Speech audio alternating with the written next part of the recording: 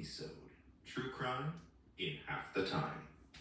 Remember to subscribe and like if you're listening on YouTube, rate and review on Apple Podcasts, and to tell a friend about true gay crime. And if you're able to, supporting on Patreon helps to keep the show alive. The link to my Patreon is in the show notes or in the description on YouTube. As always, the sources for this episode can also be found in the show notes or in the description on YouTube. Today, we cover the story of how an All-American football player at the height of his career comes crashing down. What happens when fame meets murder? This is the story of Aaron Hernandez.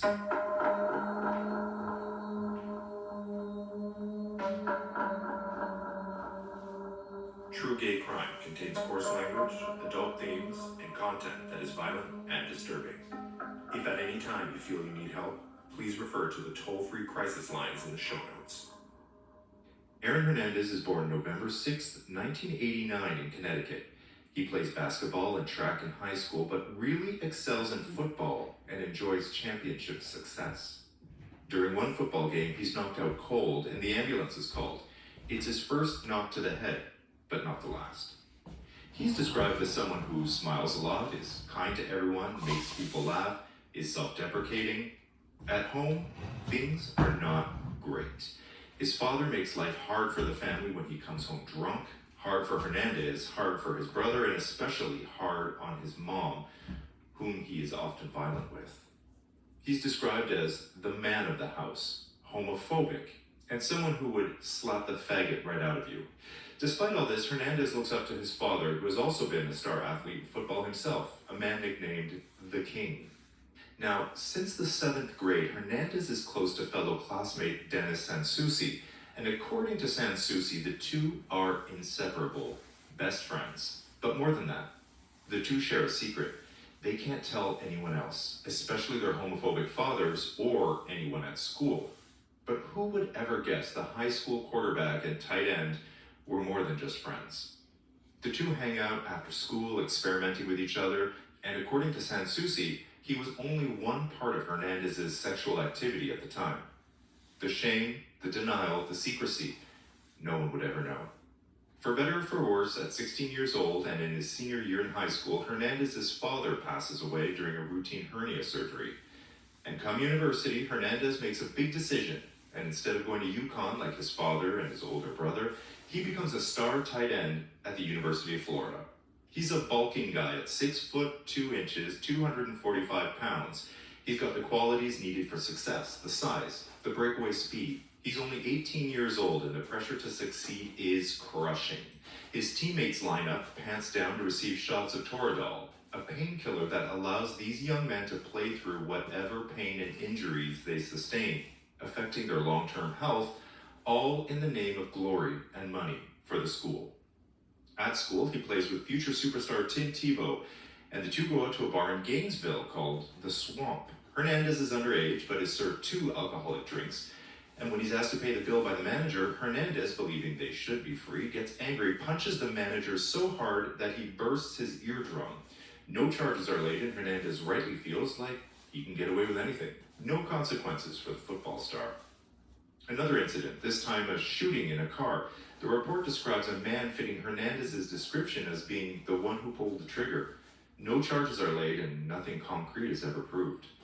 The message here is, you can get away with it as long as you excel on the football field. During his time, he also gains 15 pounds of size and starts getting his body tattooed, which, according to Sansusi, was perhaps a way to hide his sexuality, mask his true self, deny his past, and fit in with the hyper-masculine and toxic environment of not only football, but Florida, and the religiousness of his teammates and coach.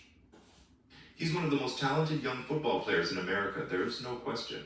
But during a routine drug test, he fails. That, along with behavioral concerns and scoring the lowest possible score on social maturity, and NFL teams are weary of drafting him after that. Off the record, teams are also concerned about Hernandez's association with gangs back home, namely a convicted and violent drug and arms dealer named Alexander Bradley, a lifetime criminal who sold Hernandez his weed and with whom became a close friend. Because of all the red flags found by private investigators working for the NFL, Hernandez falls to the 4th round picks in the 2010 NFL Draft. But the New England Patriots do select him to join their team. Unfortunately, being drafted to the Patriots means he's only a 2-hour drive away from his home and those shady characters. He's now the youngest player in the NFL and sets a rookie record for tight ends with 45 catches, catapulting the Patriots to an impressive record and snatching an AFC championship berth. The next year, he helped spearhead an unstoppable New England offense, helping the team go all the way to the Super Bowl. At 22 years old, he even scores a touchdown in the Super Bowl. For his contribution, Hernandez gets a 5-year contract extension with the team, but football comes at a cost, a physical one, and Hernandez is no exception. Play through the pain is the motto of the game, but more than once he sustains injuries to his head, some forcing him off the field. CTE, or chronic traumatic encephalopathy, is a brain disease triggered by constant hits to the head, a degenerative brain disease that can lead to memory loss, depression, and dementia. Fast forward, a young man is jogging home from the gym in North Attleboro, cutting through an industrial park, when he notices something out of place. He approaches the lifeless form and calls 911 for help. The body is identified by police as belonging to 27-year-old Odin Lloyd, who was shot to death, execution style. Further investigation finds that Odin Lloyd was dating the sister of Aaron Hernandez's girlfriend. He's only 23 years old when police lead him out of the house in handcuffs. He's shirtless, so the cops pull a t-shirt over his handcuffed arms and bring him to the Bristol County House of Corrections. This look, the t-shirt pulled over cuffed hands with the hands behind the back, becomes known as Hernandezing, and people start to post pics of themselves on social media in that pose, and it goes viral. Throngs of fans chant "innocent, innocent," and "we love you" as Aaron is being driven to the jailhouse. Fans struggle to believe their hero is a murderer, saying they won't turn their backs on him. He enters his 7-by-10-foot jail cell, quite a difference from the 7,100 square foot mansion he woke up in this morning. But he takes to his new routine like a fish to water, getting out of his cell twice a day, framing it as not being in jail, but at training camp. Back on the outside, hundreds of people attend the funeral of Odin Lloyd, shock and confusion as the question, why? Why would someone want Odin dead? Friends and family of Odin are concerned that his death will be overshadowed by the celebrity trial and the star power of Hernandez. Because of his fame, the news cycle is packed with updates about Hernandez, including interviews with his famous teammates, Tom Brady and Tim Tebow. Outside the courthouse, the media throng wait in anticipation for a glimpse of the famous man accused of murder. Inside the courthouse, Hernandez pleads not guilty. The prosecutor contends he conspired with 2 accomplices, Ernest Wallace and Carlos Ortiz. Also, Hernandez's cousin, Tanya Singleton, is accused of helping the men escape the scene. Tanya is a 38-year-old mother of 2 dying of breast cancer. When she takes the stand, a headscarf is wrapped around her bald head as she refuses to testify against her famous cousin, choosing family loyalty over civic duty. Tanya is the only person Hernandez truly trusts. He doesn't even trust his mother, as we know from recorded prison phone calls where he accuses his mother of being untrustworthy, and even going so far as saying, "There are so many things I'd like to talk to you about so you could know me as a person, but I never could tell you, and you're going to die without ever knowing your son." Sitting in the courtroom for the trial are 2 sisters. Shania Jenkins, who was dating Odin Lloyd at the time of his murder on one side, and Cheyenne Jenkins, her older sister and the fiancée of Aaron Hernandez, sitting on the other. Cheyenne is mother to Hernandez's baby girl, and when the chips fall, she sides with Hernandez in the trial over her own sister. In life, the sisters are close, and because of that, Hernandez and Odin are thrown together. But the 2 men have a couple of important things in common. They both love football and weed. So while the sisters are upstairs at the house, the 2 men are down in Hernandez's man cave, partying, smoking weed, playing video games. They eventually become close friends. The prosecution and defense build a timeline for the jury. June 16, 2013, Hernandez sends a text to Odin at 9:05 p.m. telling him he's going to visit him at home that night. Hernandez then texts his accomplices, Ernest Wallace and Carlos Ortiz, and picks them up in a rented car. The three men drive to the home of Odin Lloyd in Boston and pick him up. It's after 2:30 in the morning. They drive for a bit, but Odin senses something is off and gets a bit concerned, so he texts his sister. The text reads, "Do you know who I'm with? NFL, just so you know." This after 3 a.m. Then they drive to a secluded part of North Attleboro where Odin is shot 6 times. There is clear footage of Hernandez pulling up in a rental car with Wallace and Ortiz at the exact time it would have taken to drive to the industrial park, shoot Odin Lloyd, and drive home. But it gets worse. The cameras inside his home show Hernandez pacing through his mansion holding the gun. Is it the gun that killed Odin? This was a sloppy murder, to be sure. The body is found close to Hernandez's home in an area that is not known for violence, and Hernandez is the only person Odin knows in North Attleboro. Not only that, there are cell phone pings and CTV photos placing Hernandez at the scene of the crime. There's footage of him buying rolling paper at a gas station, and later police will find a blunt next to Odin's body, and DNA from that blunt matches Hernandez. The rental car he uses for the crime, he returns the next day with gun shells still in the car. Tire treads in the mud, text messages, shoe imprints, fingerprints. The evidence is overwhelming. But the question remains, why would someone who has seemingly everything going for him, athletic ability, success, money, get involved with something like this? And more importantly, who pulled the trigger? The owner of the New England Patriots, Robert Kraft, comes out to say, quote, "If this stuff is true, then I've been duped, and our whole organization has been duped." During the course of the investigation, Hernandez's family troubles come to light. Turns out, only months after his father died, when he was 16 years old, his mother Terry starts sleeping with Hernandez's aunt's husband, the aunt being Tanya Singleton, who refused to testify against Hernandez. So Tanya's husband leaves her and moves in with Terry in the Hernandez household. Tensions rise in the house, and Hernandez starts spending more and more time with his aunt Tanya over at her place. Without the supervision and discipline of his father, Hernandez is exposed to some shady characters. In fact, that's where he meets his accomplices, Wallace and Ortiz. Because of the investigation and now Tanya's involvement, police get a search warrant for her house, and what they find shocks them. Stashed in the garage is an SUV that the police have been searching for and is linked to a double murder from 2 years prior. 2 men, Safiro Furtado and Daniel Diabru, not drug dealers, not involved in gangs, are stopped at a stoplight when someone in an SUV reaches out the window and shoots them point blank. With 0 leads and no motives, the case goes dry. This is when Tanya takes the stand, but she refuses to answer questions to how the SUV got into her garage, and the woman with advanced breast cancer, a headscarf wrapped around her bald head, and oxygen tubes in her nose goes to jail for refusing to comply. But convicted drug and arms dealer Alexander Bailey, whom sold Hernandez his weed, testifies to selling him a gun. Not only that, he tells the story of he and Hernandez going to a club. A drink gets spilled by accident on Hernandez, who starts to fire up. Bailey suggests they leave to cool off, but later in the evening, he says they see the guy who spills the drink on his buddy driving from the club. Hernandez says, "Let's go." At the light, Bailey testifies that Hernandez yells, "Yo," to get their attention, and unloads 5 bullets in their direction. And when he's out of bullets, only the clicking sound of the gun as he continues to pull the trigger.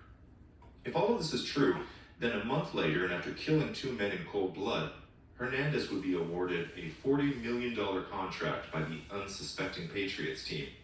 If all of this is true, after murdering 2 men, Hernandez will go on to play an entire season of football.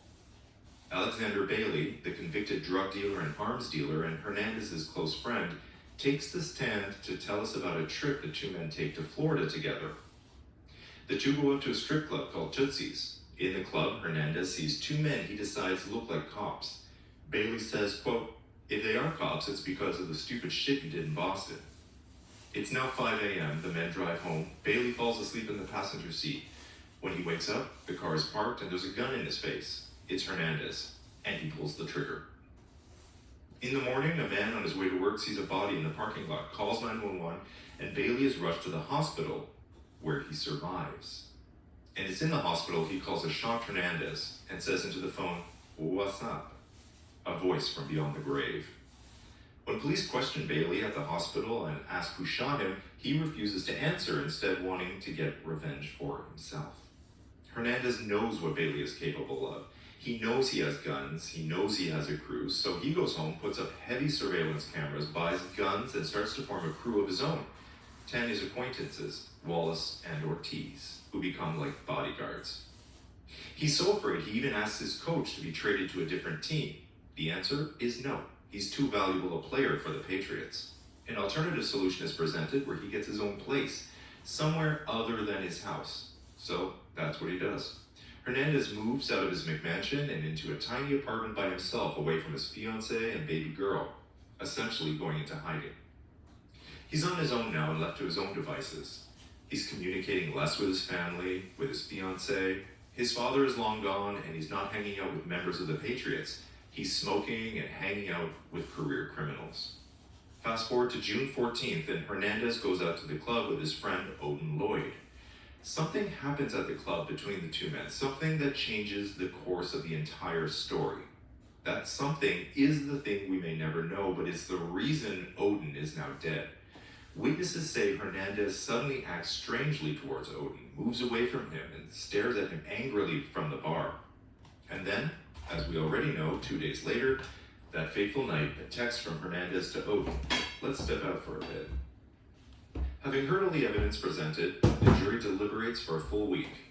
For Hernandez, no news is good news. The longer the verdict takes to get to, the more the press compares this football star to another one who was in a similar position, O.J. Simpson. Finally, the verdict comes in. Murder in the first degree of Odin Lloyd, done with extreme atrocity or cruelty, giving him a life sentence. He spends the next 2 years in the Shirley Maximum Security Prison in Massachusetts, waiting to be tried for the double murder in Boston, during which time his most faithful companion, his Aunt Tanya, passes away from cancer. Back in the courtroom, this time being tried for the double murder, the only person there to support him is his fiancée, Cheyenne. To help prove motive in the double murder, since the existing motive of "these guys spilled a drink on me in the club, so I followed them outside and shoved them in the car" is a weak motive, the prosecution uses Hernandez's own words against him. In recorded prison phone calls, he repeatedly talks about being angry all the time for internal and personal reasons. Later in his brother's memoir, he would describe a situation where Hernandez is sexually assaulted by an older boy, and Hernandez is known to have asked, "Do you think someone is born gay?" But ultimately, the court dropped the gay angle to avoid a salacious trial. Aaron Hernandez is found not guilty of the 2 murders in Boston, thanks to the defense putting doubt in the minds of the jurors of Alexander Bailey's character, his story, and his own involvement that night. Things are looking up for Hernandez, who talks about appealing his murder conviction and talking about starting a new life. That is until April 17th, 2017. A radio show airs discussing Hernandez and the Odin murder. The host of the show and a guest reporter claim that Odin walked in on Hernandez in a compromising position, and that's why he's murdered, to keep the secret. They go on to laugh about Hernandez being a tight end on and off the field in a very disgusting and dark homophobic tone. 2 days later, Hernandez is found dead in his cell. He's hung himself and written John 3:16 across his forehead, a reference to eternal life. Permission is given to study Hernandez's brain for signs of CTE, or chronic traumatic encephalopathy. Did I say that right? Encephalopathy? Encephalopathy. The Ellen DeGeneres disease. The brain disease that can lead to depression and dementia, violence, and poor decision-making. Results show that for a 27-year-old, he has the most advanced case they've ever seen. Quote, substantial damage that took years to develop. And so ends the violent and traumatic story of a fallen football hero turned murderer, Aaron Hernandez. Yowza! So I was going back and forth with this one thinking, is this a true gay crime? But after watching the Netflix show about Aaron Hernandez, which I suggest you go watch because it's very complete and very well done, his friend from grade school, Sansusi, talks about them having a relationship and them being sexually active together. And although Aaron Hernandez is not here to, I don't want to say defend himself because that sounds like, being gay is something to defend, but, he's not here to tell us his gay side of the story, so we can only take somebody's word for it and make our own conclusions. He had him struggling with some sort of sexuality. There was something there. And that's why I decided to cover this story because, it doesn't always have to be about out and proud people killing each other. That sounds weird, but you know what I mean. Was he gay? Was he bisexual? Did he even know? Did he even want to know? And then they study his brain. He's got CTE, which is a real thing that players get when they smash their helmets together and their brains, get all fucked up. It screws you up, your decision making, it makes you angry. If you're already prone to, instability in your brain, and you're hitting your brain around, and you're struggling with your sexuality, and you're surrounded by these hyper-religious, hyper-masculine, toxic people, and you grew up in a household with a father like he did, and. But I'll leave you with this one thought. We still don't actually know why he killed Odin Lloyd. There's no doubt he was part of it, whether or not he pulled the trigger, but he was there, he was part of it, he wanted Odin Lloyd dead. Why? His fiance's sister's boyfriend, whom they hung out with, they were friends, they smoked together, played games. What happened between those two that was so bad that he wanted him dead? Let me know your thoughts down in the comments if you're listening on YouTube. Otherwise, I will see you in the next episode of True Gay Crime. Did you know you can subscribe, rate, and review True Gay Crime on Apple Podcasts? It would mean everything to me if you did, because it helps me create content you like, and it lets Apple know to share it with more people. Thank you for listening. And remember, always look behind you, lock your doors, tell someone where you're going, and look out for each other. Why can't we all just get along?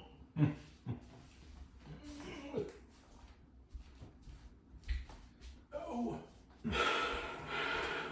I can fix that.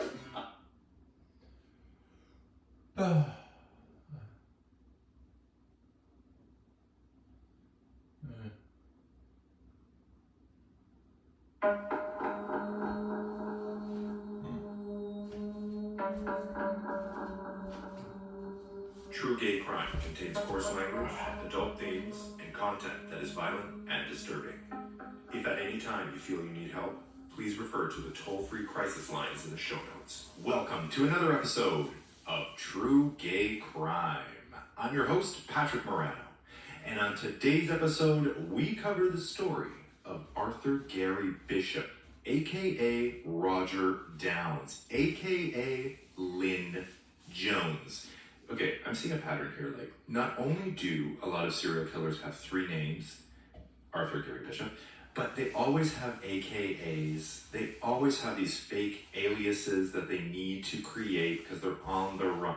Oh, so which comes first? The serial killer or the three names? Or the AKAs? Anyway, this guy is a nightmare. He's a sex offender, serial killer. He would go on to be Utah's most notorious killer of the 20th century. So this guy sucks balls big time. So I'm going to give an extra trigger warning for this episode because talking about pedophilia and child sex abuse is very difficult for most people. So there's some of that in here.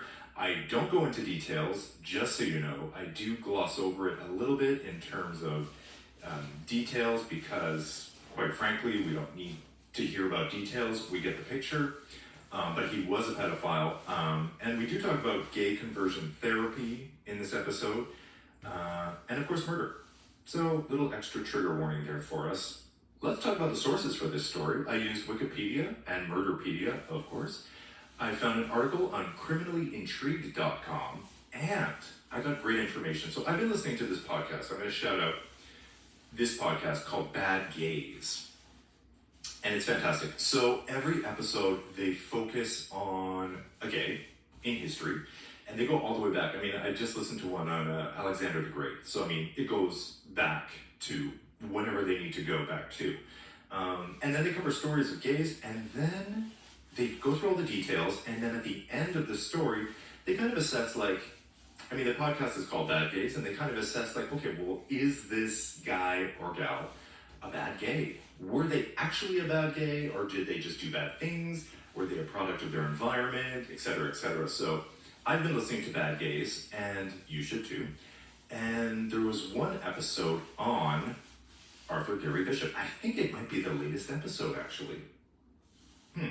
So I listened to that, and I got notes from them. So shout out to the guys over at Bad Gays. Thank you so much. So without further ado, let us now get into the story of Arthur Gary Bishop.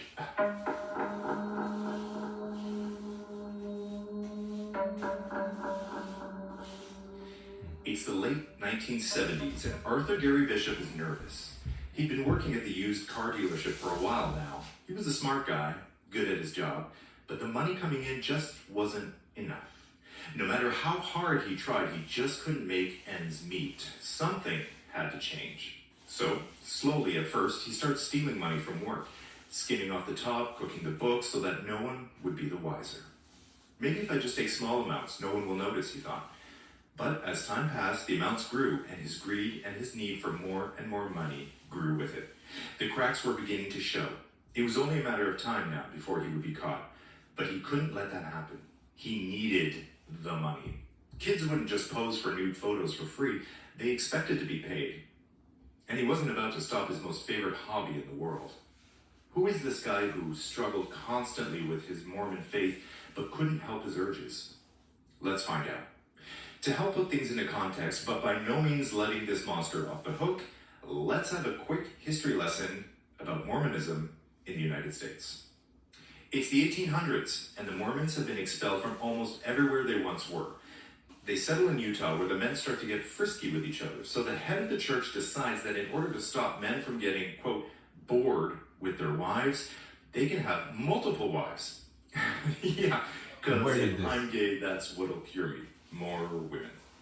But men remain close, and there's even male-only dances, which apparently aren't sexual, but I would love to see what that looks like. Like, what is a male-only Are they slow dancing? Are they line dancing? What are they doing? Are they just freestyling in the corner? Like, what do you mean? Like, it's a male-only dance. How is it not gay? Anyway. There were even men who were dressed as women, and they performed in bars. Yeah, they're called drag queens. So, my friends, drag queens existed in Mormon Utah in the 1800s. But of course, it's not considered a sex thing. It's just dress up, it's costumes, it's entertainment only. But things are about to take a turn for the worse, because in 1904, they end polygamy and they start a super conservative way of life. Especially after the World Wars, it's all about the heterosexual nuclear family. And now that it's all like traditional family stuff, anything that sticks out as different is shunned, and the Mormons push back against gays, who they call perverts. Which brings us to the Brigham Young University, or BYU, which is a private research university in Provo, Utah, sponsored by the Church of Jesus Christ of Latter-day Saints. At BYU in 1959, they launched a surveillance program of the students to weed out any homos or people they thought could be, quote, contaminated.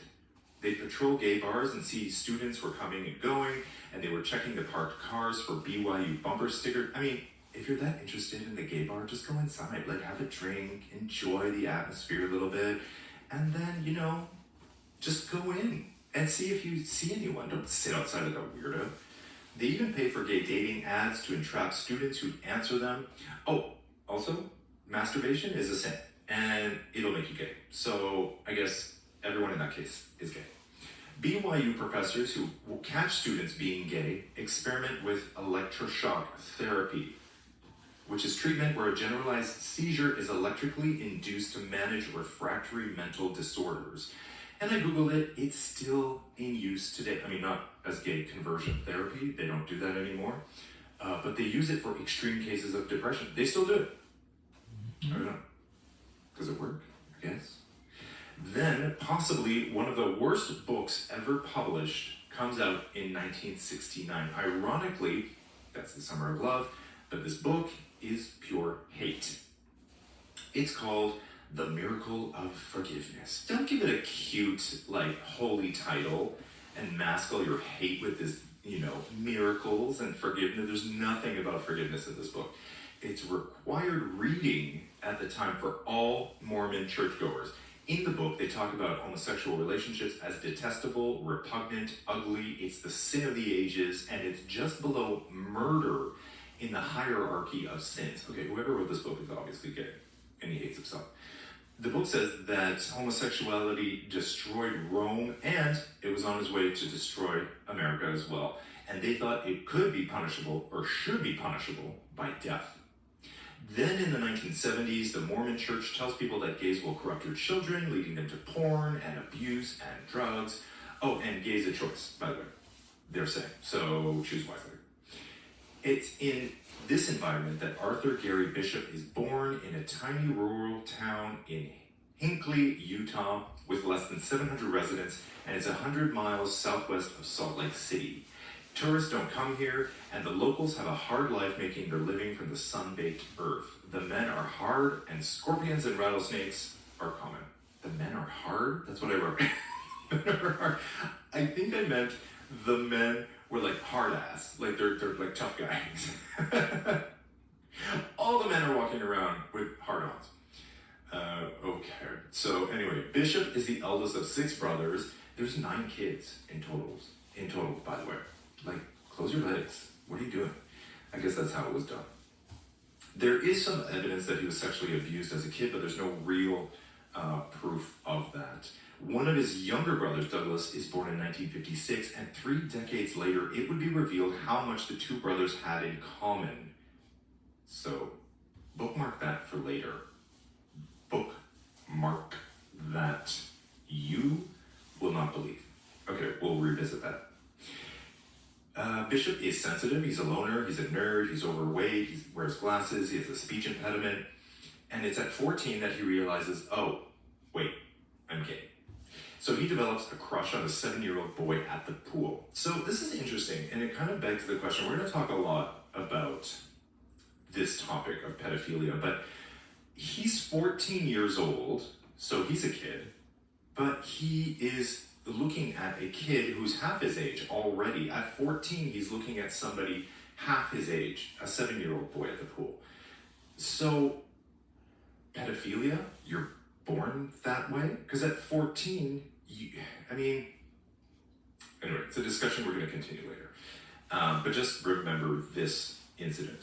As a young teen, he has sex with boys his age, like mutual masturbation kind of stuff. He's an Eagle Scout, and he's an honor student. Okay, it's a Mormon tradition now that when you turn 19, you go to the Philippines for a couple of years to do missionary work. So in 1969, after graduating high school, Bishop heads to the Philippines, where it's common to see young boys running around naked in the scorching heat. He doesn't have anyone to confide in about his homosexuality. The only reference he has is his Mormon Bible, which says he's basically evil, he's going to hell. Anyway, he was hoping that being in the Philippines on a mission would help cure him of his desires, but he just ends up masturbating to the thought of the young boys running around. He swirls down a shame spiral, and he repents for his actions, but then he does it all over again, and the cycle would continue. Finally, he has enough and downs a bottle of aspirin in an attempt to kill himself, but he throws it up and he survives. And when his mission is over, he comes home to Utah. Now, they never said if anything happened in the Philippines. I'm going to go out on a limb and say abso-fucking-lutely it did. I mean, Nowhere could I find any information about that, but I think it's pretty safe to assume that when he was over there, shit was going down with the kids, which is really sad. So he's back in Utah. He enrolls at Stevens Henniger College, which is a fast-track business school, and he completes an accounting course with top grades, so he's not stupid. In his early 20s, and after his graduation, he gets a job at a car dealership, and that's where he starts embezzling the money, as we heard in the opening story. This is 1978 now. The money he's stealing was to pay kids to pose for nude photos. Doesn't this remind you of Daniel Conahan that we just covered a couple episodes ago? Daniel Conahan in Southwest Florida was paying transient guys to pose for naked bondage photos. Around then, he starts a relationship with a boy named Eric who's receptive to the relationship, so this is they're both into it. Bishop lavishes gifts on the boy. Now, we're not sure how old Eric is, but we can assume, I think, that he's much younger. Eventually, Eric gets bored with Bishop and he wants to date other boys, so they break up. Bishop keeps stealing from work to pay for boys for photos and for videos. Now, he's caught, of course, but seems repentant. He pleads guilty and he gets a 5-year suspended sentence on the promise of restitution and going to therapy. So a suspended sentence, I wasn't sure what that meant, so I Googled it. It's a sentence on conviction of a criminal offense, the serving of which the court orders to be deferred in order to allow the defendant to perform a period of probation. So basically they're saying, okay, this is your sentence, but we're going to put that on pause and give you a chance to sort of make things right. Which in this case would be going to therapy, paying back the money you stole, etc., etc. So he's basically on parole, given the opportunity to pay back the money, but instead he decides to skip town and he heads to Salt Lake City, where he changes his name to avoid arrest. Alarmingly, this actually works, even though he only flees like 100 miles away and looks basically exactly the same. Like, he's not that far. And the cops are like, where'd he go? Anyway, he changes his name to Roger Downs, at which point he asks the church to excommunicate him. So, he starts to drift from the church because he feels that he can't live up to their standards. So basically, this whole time he's struggling with his gay feelings, and not just his gay feelings, but the fact that he's attracted to extremely young boys. And he can't reconcile the fact of that with his religion. Usually, it's the church that excommunicates people. So basically, the church is giving you a time out for other people so they can get their shit together. That's what usually happens. But in this case, Bishop is the one asking for this separation from church because he can't handle the guilt. Now, when you're excommunicated, what that means is you aren't held to the high moral standards that the church has set, meaning God wouldn't be judging you so harshly for being a homosexual and a pedophile if Bishop didn't belong to the church. See, my problem is that I hold myself accountable for things that I do, so I only have myself to blame, and I really only care like how I feel about myself and my actions, so, not what some third party feels, like some priest or some church or some God. It's really, how do I feel about myself when I do these things? But of course, he's third partying it and saying, well, they're saying it's bad, so I'm going to separate myself from this institution so I don't feel so bad when I do these things. So basically, he feels this is his get out of jail free card, is what it is. And the church complies in October 1978. So most people, by the way, come back to the church once they figured out their issues and stuff. Not this guy. So now he's free from the judgment of the church and he stops going completely. He joins a Big Brother program under his new pseudonym, and now he has an endless supply of boys to molest and abuse under the guise of being a big brother, which is horrifying. Horrifying. Now remember, this is like the late 70s, the dawn of the 80s. We're not yet into the stranger danger messaging of the Reagan administration, but we're going to get there. You'll see. So he's targeting young boys in the Big Brother program, young cousins that he has, and neighborhood kids. A spokesperson for the Big Brother organization would later admit that they received tips that Bishop, who is now last name Downs, had molested 2 boys, although they weren't the boys that were assigned to him. So the accusations were even reported to the police, but the police didn't do anything. So I'm not sure what happened there. There were reports of it. I think even the whiff, I mean, in a program like Big Brother, even the whiff of something not right should be taken extremely seriously.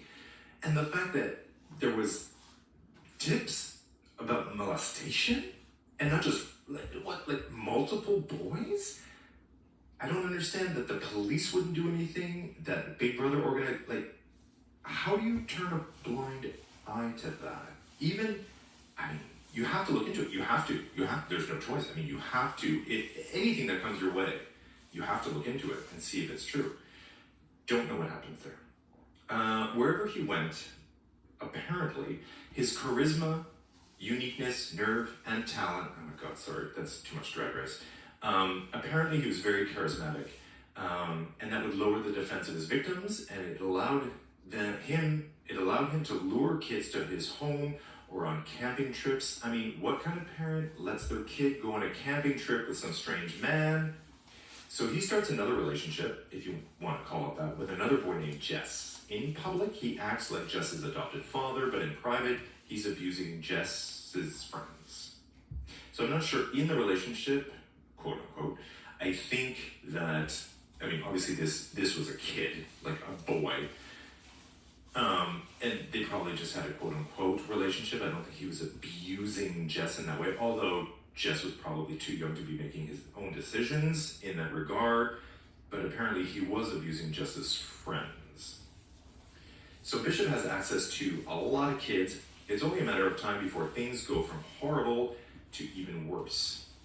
On October 14th, 1979, Bishop is living in an apartment complex across the hall from a 4-year-old boy named Alonzo Daniels. He lures the boy into his place with the promise of candy, and while attempting to assault him, the boy starts screaming in protest, threatening to tell his mom, and Bishop panics. He grabs a hammer nearby and hits the boy on the head, but the crying continues, so he takes the boy to the bathroom and drowns him in the bathtub. 4 years old. The murder is not planned, and he justifies his actions by convincing himself that he didn't want to be harmed in jail.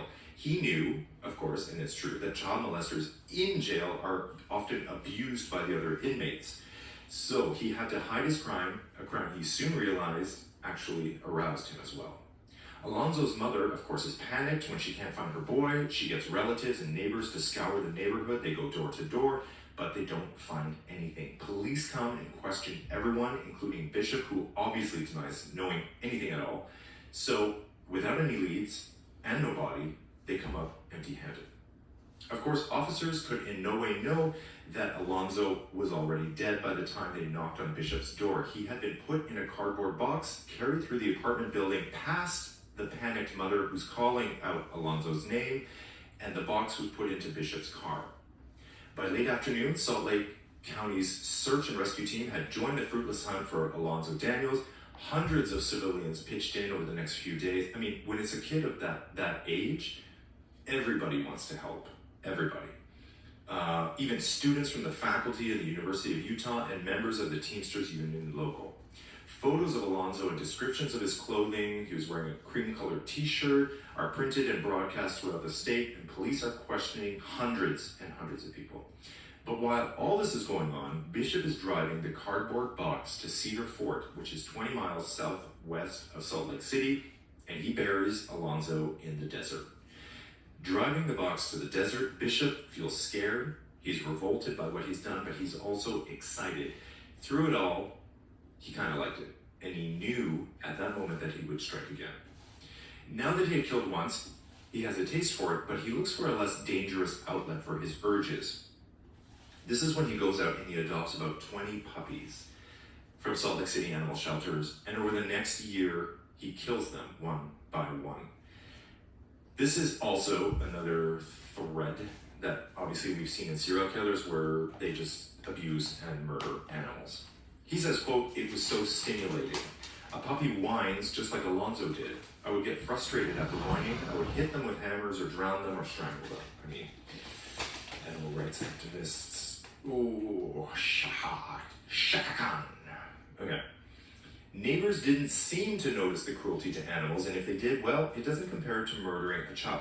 There's something weird in this story where a lot of people seem to turn a blind eye. So I don't know if people knew that there was some animal cruelty going on, or I'm sure they knew something weird was going on, but maybe you just assume that, well, the guy next door is not killing puppies. I think that's weird, right? But it seems like a lot of people were turning a blind eye during this time. I think it might have been a more innocent time where you assumed the best in people, and I don't think that's the case anymore. So, puppies only go so far, obviously, with this monster, and he continues to molest kids on and off, threatening them so they don't tell adults. So he's still continuing his assaulting.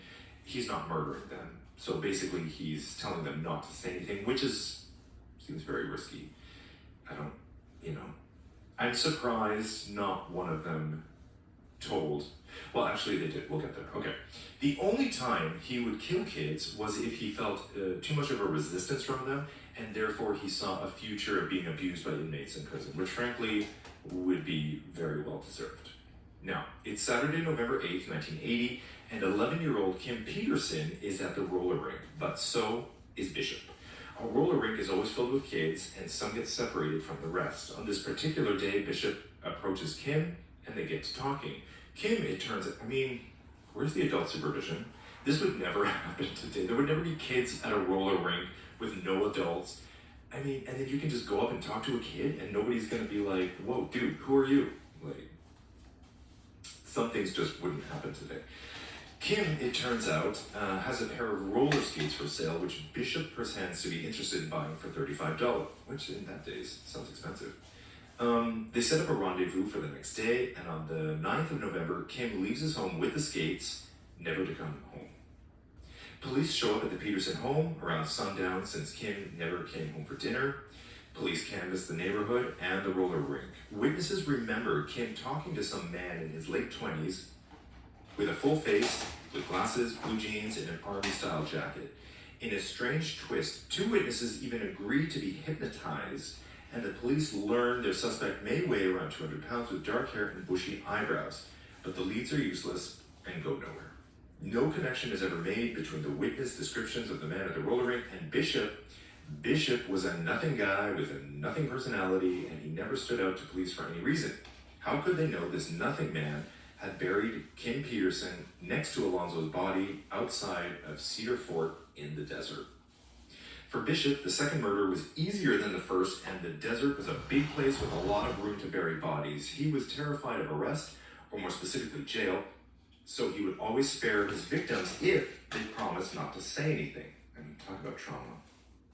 But the thrill of murder nagged at him, and 11 months later, he's at it again. While at the supermarket on October 20th, 1981, Bishop sees what he would later say was, quote, "I saw the most beautiful little boy kneeling in the aisle." But this beautiful boy, who's named Danny Davis, isn't 20 years old. He isn't 14 or even 10. He's only 4 years old, and he's playing with a gumball machine, trying to get one out without paying for it. Bishop walks up to Danny and offers him candy, but the boy refuses. Bishop gives up and he starts to walk for the exit, but to his surprise, the boy Danny is following him to the exit. He waits for him just outside the door, and he leads him to the parking lot.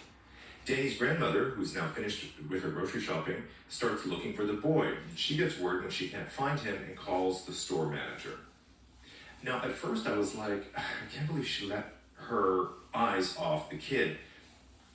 But I think it's too easy to blame her. I know how quickly these things can happen, and it was probably a matter of minutes when she wasn't looking at him. It sounds like, oh, she was shopping and an hour went by, but it was probably literally 5 minutes. And also, she's in a store. She's assuming everything is okay. There's other people around. God. And it's a simpler time.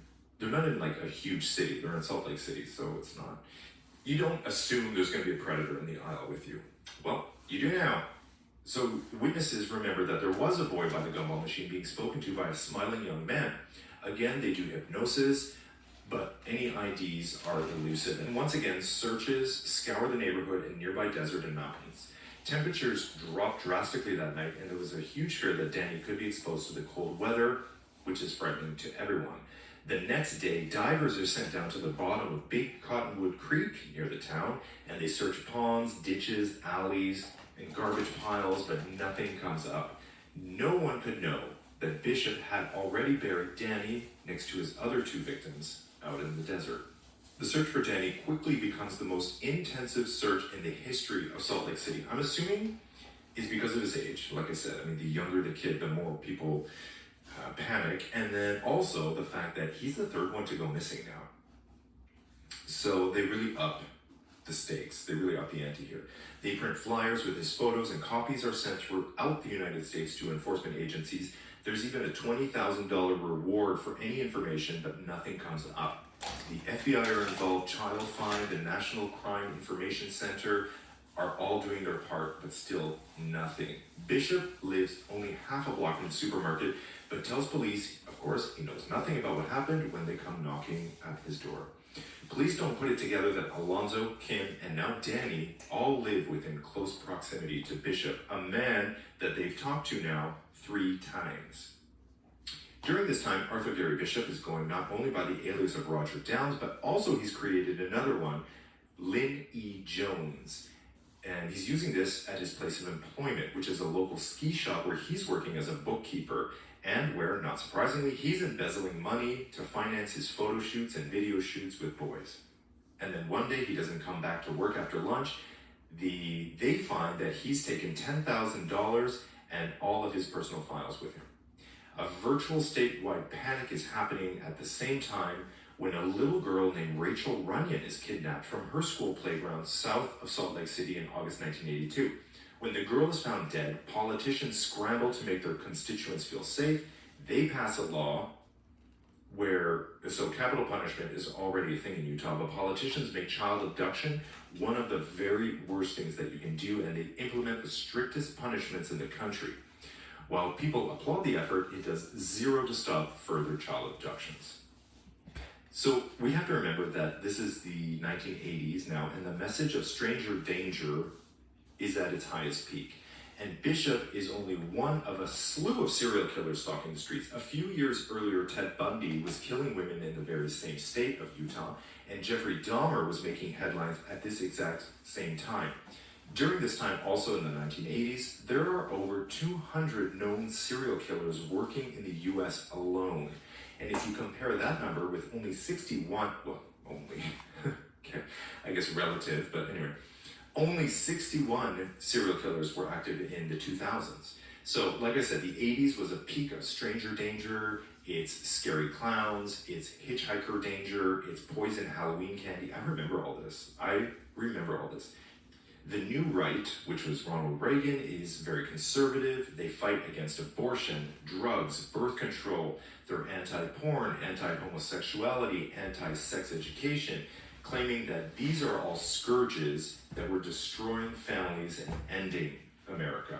Porn, they decide, leads to incest, rape, child abuse, and they villainize the industry. Of course, no one was talking about the fact that most child abuse cases come from within the heterosexual